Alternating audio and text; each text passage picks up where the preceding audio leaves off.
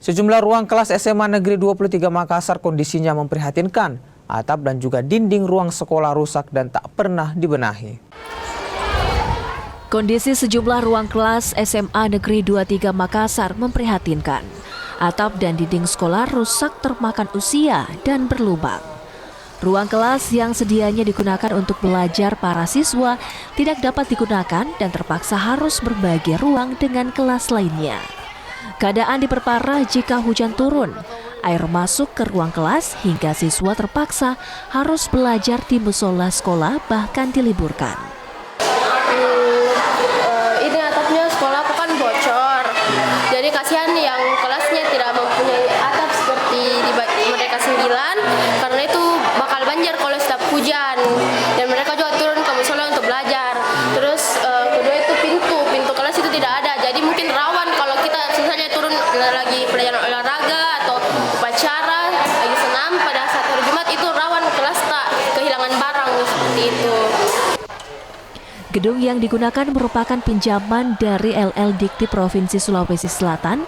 Di sekolah ini memiliki 912 siswa dan 24 kelas. Sejak berdiri, SMA Negeri 23 belum pernah memiliki gedung sendiri dan telah berpindah tempat sebanyak 2 kali. Sejak di tempat ini, saya tahun 2021 itu sampai sekarang. Berarti sampai sekarang belum ada perbaikan itu segala macam, Pak? Oh ya, belum ada. Itu kalaupun ada itu sekali itu adalah bantuan dari orang tua itu siswa itu.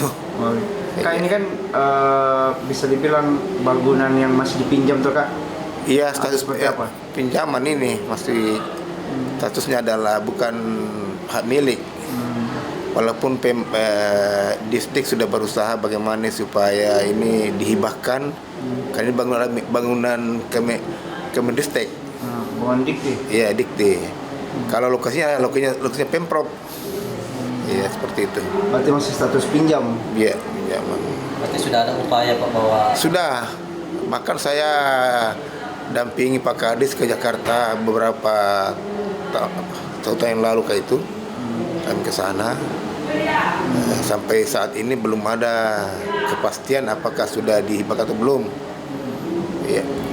Kalau melihat kondisinya itu seperti apa Pak yang sekarang? Ya, kondisinya sangat memprihatinkan deh. Karena pertama kepala hujan, kena hujan anak-anak siswa, guru, bahkan itu tidak bisa ditempati, ada di kelas itu tidak bisa ditempati belajar. Kalau hujan ya dengan sangat terpaksa. Di musola ya? Iya, ke musola atau ke teras belajar. Nah itu, kemudian balok-baloknya itu kalau keras hujan ya kami takut jangan sampai ditimpa siswa atau guru. Kondisi ini membuat siswa khawatir karena tak jarang atap gedung jatuh. Siswa berharap mendapat gedung sekolah yang layak untuk proses belajar mengajar. Rama Pratama, Kompas TV Makassar, Sulawesi Selatan.